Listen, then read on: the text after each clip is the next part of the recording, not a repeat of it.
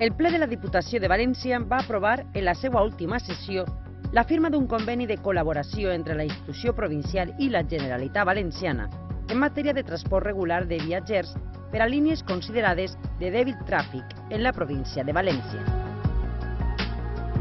53.000 euros de subvenció de la Diputació per a mantindre i reforçar les denominades línies en zones de baixa densitat de tràfic.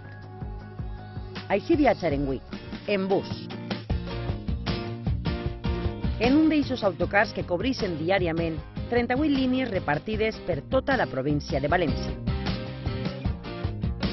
Ens trobem en la comarca de Requena-Utiel, en Venta del Moro, un terme municipal de 270 quilòmetres quadrats, en una població molt dispersa, que veu en aquest tipus d'iniciatives una bona manera de cobrir les necessitats de transport i comunicació dels veïns.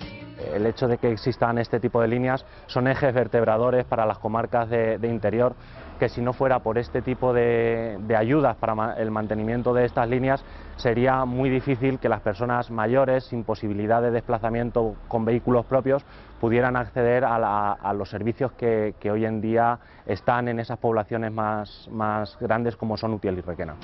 Línies que es converteixen en autèntics eixos vertebradors per a les nostres comarques d'interior. En este cas, de Venta del Moro a Utiel, Requena i Xera. 9:30 del matí. Un grup de veïns de Venta del Moro, puntuals, puja ja a l'autobús. Pràcticament tots acaben coneixent-se. Iván Olivares va a Utiel. És un habitual d'aquest servici que considera imprescindible. Com ell mateix explica, fonamental per a gent com sa mare. Si no tienes coche, no puedes desplazarte, y la gente mayor, muchas, ni tiene, bueno, sin ir más lejos, mi madre, ni el carnet de conducir, no se pueden desplazar. Sin estos autobuses ni líneas, pues no se podrían ni moverse ni de la aldea. El mateix opina Rosa. Sense este servici, no podria ni anar al metge, ni avui dimecres, dia de mercat, recórrer per espai d'unes hores els llocs del mercat ambulant d'Utiel. Sería imposible para la gente mayor, por ejemplo, que no tiene medios para poder desplazarse de un municipio a otro. Y entonces, pues, viene muy bien. És la coneguda com a cooperació entre institucions, en este cas, entre la Diputació i la Conselleria d'Infraestructures i Transports.